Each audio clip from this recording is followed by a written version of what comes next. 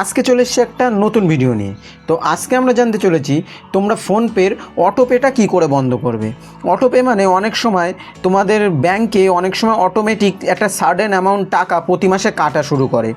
তোমরা হয়তো কোনো অ্যাপ ডাউনলোড করেছো, সেখানে কোনো ট্রায়াল ইউজ করেছো বা কোনো সাবস্ক্রিপশান ইউজ করেছো, সেটা তোমরা হয়তো ভেবেছো একবার ইউজ করবা, কিন্তু ওখানে অটোপে সেট হয়ে গেছে।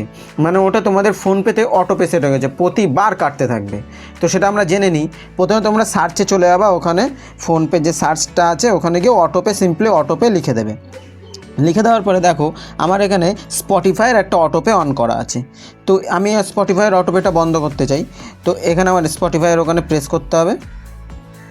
প্রেস করার পরে একদম নিচে দেখে নাও, এই দেখো একদম নিচে ডিলিট অটোপে বলে আছে, এই যে ডিলিট অটোপে। ডিলিট অটোপেতে প্রেস করো। প্রেস করার পরে কনফার্ম। এবার এখানে তোমার হলো ফোনপের যে পিনটা, ওই পিনটা দিয়ে দিতে হবে। তো আমি পিনটা দিয়ে নিচ্ছি। পিনটা দেওয়ার পরে দেখো এটা একটু প্রসেস হবে। প্রসেস হওয়ার পরে সাকসেস হয়ে গেল। দেখো আমার অটোপে কিন্তু ডিলিট হয়ে গেল, আর আমার ব্যাংক থেকে অটোমেটিক টাকা কাটবে না। আর আমি যদি আবার কোনো সময় অটোপেটা অন করি তখনই টাকা কাটবে, বা যদি সাবস্ক্রিপশন নেই তখনই টাকা কাটবে।